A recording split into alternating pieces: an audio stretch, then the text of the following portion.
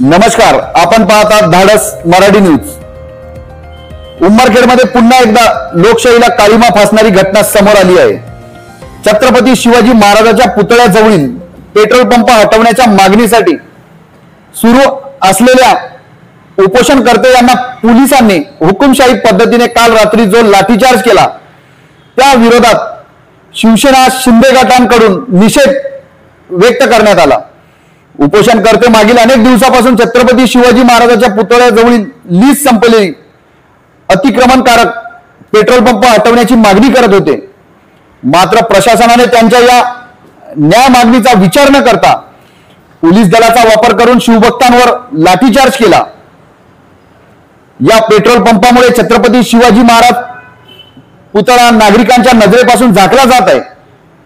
शिवसेना कार्यकर्त्यांचे म्हणणे आहे की हा पुतळा स्पष्टपणे दिसावा आणि त्याची सुरक्षितता निश्चित करणे हे प्रशासनाचं कर्तव्य आहे।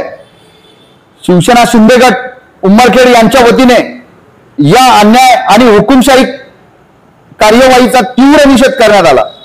त्यांनी प्रशासनाकडे मागणी केली आहे की छत्रपती शिवाजी महाराजांचा पुतळा सुरक्षित आणि स्पष्ट दिसेल अशा स्थितीत आणावा। संबंधित अतिक्रमणकारक पेट्रोल पंप हटवण्याची प्रक्रिया त्वरित सुरू करावी।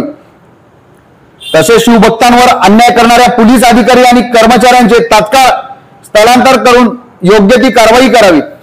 शिवसेनेने स्पष्ट इशारा दिला आहे की जर संबंधितांवर त्वरित कारवाई करण्यात आली नाही तर पक्षाच्या वतीने लोकशाही मार्गाने तीव्र आंदोलन छेडण्यात येईल।